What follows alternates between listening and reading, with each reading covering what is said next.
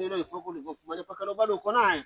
Uko naye sana mpira sana tafanya na udogo Mazen Kibonzo. Tangu nikwambia umwache hujaachana naye.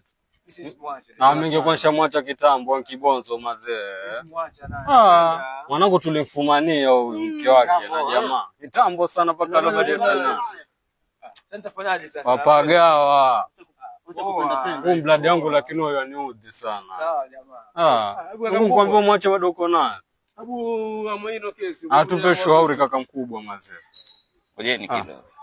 Sikia nikwambie mdogo wangu. Unaona kwenye dunia? Kama lijawahi kukuta, usijaribu kukejeli. Maana hii dunia ina desturi ya kufunza kwa vitendo. Sikia mambo kweli. Kweli. Sio kurupuka mambo ya watu tu mwanangu. Sasa tu washe moto basi kisa upata mtetezi. Humu mpata mkoozi.